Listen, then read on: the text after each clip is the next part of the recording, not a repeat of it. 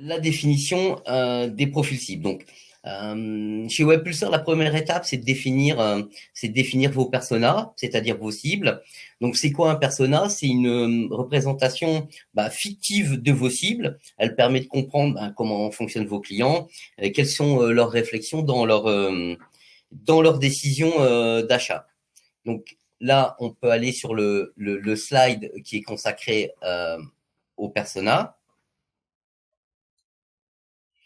Donc voilà, nous chez Webpulsar, une fiche de création de persona. Donc on voit très bien que l'on classe bien par âge, par occupation, par statut, qui il est, qu'est-ce qu'il fait, donc ses motivations, ses frustrations et ses besoins. Et ça, c'est un point qui est important parce qu'au-delà des motivations du persona, c'est surtout on va travailler surtout sur les frustrations et les besoins qui vont nous aider à avoir un impact sur le parcours utilisateur.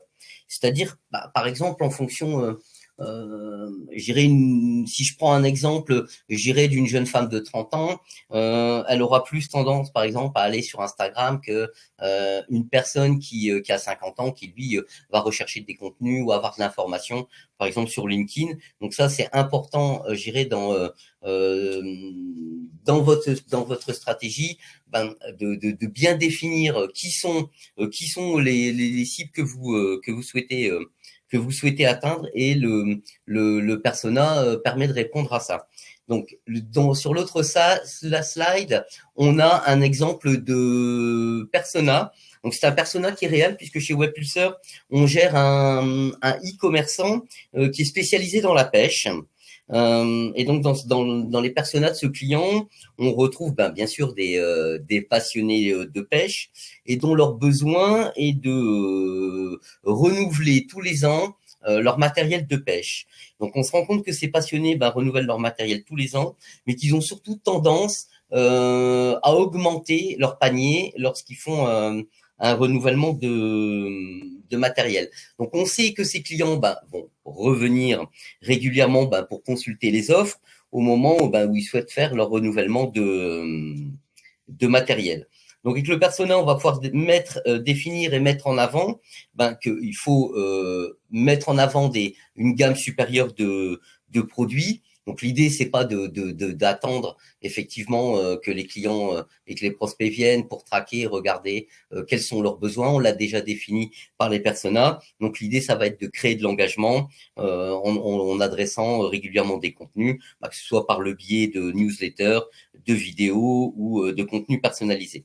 Donc, le persona va permettre de définir les différents points d'itération.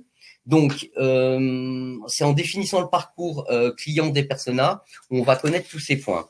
Donc, est-ce que tu peux cliquer sur l'autre slide justement pour qu'on puisse voir les différents points d'itération?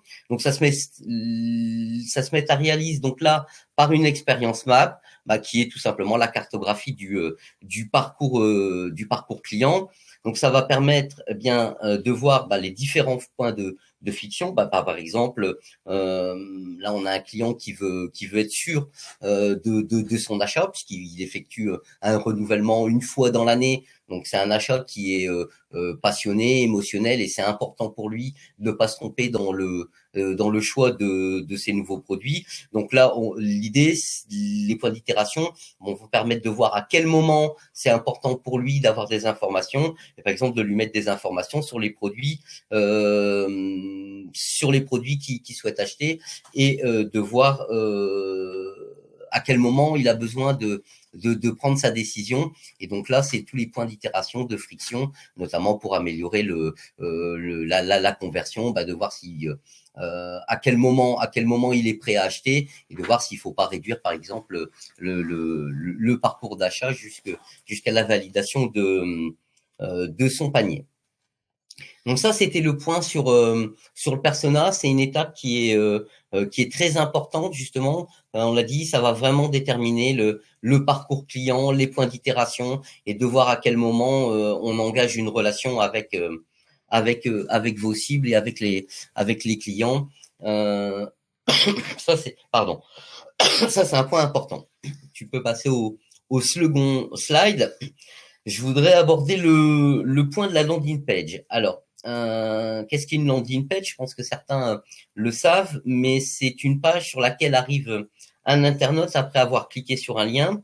Le but d'une landing page, en fait, c'est d'optimiser le flow de la page pour inciter les gens à effectuer une action spécifique. Donc, généralement, une landing page, elle est utile quand un site web génère pas assez de trafic, qu'il est trop récent, hein, il vient d'être mis en ligne, ou que tout simplement il est mal référencé. Donc l'objectif, c'est tout simplement de capter une audience qui est bien spécifique en répondant à un seul et unique besoin. Donc clairement, c'est là si je prends l'exemple du matériel de pêche et qu'on aborde la canne à pêche pour pêcher la carpe par exemple, eh bien on consacrera une landing page qui est uniquement consacrée à cette requête. Donc voilà. Alors ça, c'est un exemple de landing page chez Webpulsar. Donc on voit qu'il y a un message fort. Ici, l'objectif, c'est d'améliorer la performance digitale. Donc c'est des recommandations concrètes pour améliorer votre performance digitale. Donc c'est un message sur une page en fonction d'une requête choisie. Donc l'autre point, qui est assez basique et on l'a abordé, on va pas trop rentrer dans le détail, c'est d'avoir bien sûr des formulaires de contact, hein, c'est la manière la plus classique, je dirais pour quelqu'un de contacter une entreprise via son site web. Bon, l'avantage c'est qu'elle permet d'envoyer des messages qui sont consistants. On peut expliquer en quelques lignes l'objet du contact, j'ai un projet de refonte de site, etc. Et par exemple d'ajouter des fichiers avec par exemple un cahier des charges. Alors ça, c'est un sujet que j'aime bien, c'est le chatbot qu'on utilise beaucoup chez Webpulsar. C'est une fenêtre de discussion qui est positionnée sur une de vos pages web. Donc si vous allez sur le site de Webpulsar, vous constaterez qu'en bas à droite, eh bien vous avez le chatbox. Alors moi je l'utilise tous les jours puisqu'on a des contacts tous les jours avec ce chatbot et je pense que c'est pertinent de mettre en place un chatbox. Parce que ça permet de communiquer immédiatement avec les visiteurs et d'apporter une réponse tout de suite aux besoins qui sont exprimés. Alors des fois les besoins sont mal exprimés, mais ça permet d'approfondir. Moi des fois j'ai des messages, c'est comment je peux créer mon menu ou des questions directement techniques. L'idée c'est toujours d'avoir d'entrer en contact et d'apporter une réponse immédiate et puis de pouvoir échanger. Donc au contraire, je dirais d'un formulaire de contact qui est assez classique, un checkbox ça permet d'avoir une interaction qui est immédiate. Ça améliore quand même considérablement l'expérience client puisque la personne elle a un interlocuteur physique directement qui lui répond. Donc pour moi, je trouve que ça crée de l'engagement et ça me permet d'apporter tout de suite une réponse précise et ça améliore l'engagement et la conversion. Donc vous l'avez sur votre site web, vous pouvez l'avoir sur votre appli mobile. Moi, ça me permet, lorsque je suis pas au bureau, par exemple, de pouvoir répondre immédiatement à une personne qui entre en relation et de pouvoir tout de suite lui répondre à ses besoins ou tout de suite de proposer un rendez-vous avec lui. Alors justement la prise l'outil de prise de rendez-vous. Alors c'est quelque chose qu'on utilise aussi beaucoup chez Webpulsar. Ça permet de proposer une alternative au formulaire de contact et au chatbox. Certains disent oui, moi j'ai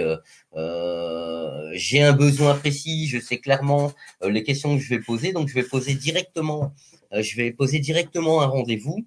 Donc ça permet vraiment de proposer une alternative aux autres outils de mise en relation et puis la possibilité d'offrir un libre choix à votre internaute, c'est-à-dire de poser soit un rendez-vous téléphonique ou directement un message physique. Donc l'idée c'est d'intégrer l'outil de rendez-vous et de le connecter à votre agenda, ce qui fait que moi j'ai des internautes qui prennent des rendez-vous, je les ai directement sur mon agenda, je connais l'objet, rendez-vous web pulseur. Là, on voit, c'est une personne souhaite avoir des informations pour réaliser, par exemple, un audit digital. Donc, ça permet, c'est un bon levier pour gagner du temps.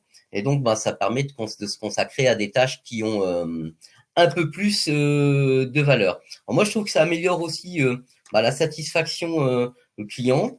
L'idée, c'est que comme la personne donne des informations en amont, ça permet de pouvoir exploiter ces informations, d'anticiper les besoins, de bien préparer son rendez-vous, et donc par conséquent, ça améliore toujours l'expérience, puisque la personne est quand même considérée. Elle a posé un rendez-vous sur un sujet précis, et donc ça permet vraiment de préparer son rendez-vous.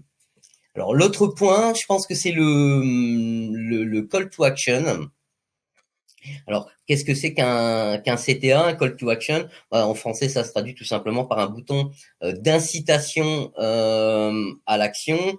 Pour moi, il est essentiel pour transformer votre audience en lead. Donc, c'est un bouton, vous voyez, que l'on peut mettre directement pour télécharger un livre blanc, s'inscrire à un événement, s'abonner à une newsletter, demander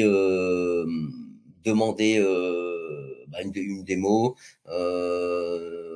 et donc ça incite à l'action, et surtout ça engage votre internaute dans une expérience, et surtout ça permet de récolter des informations.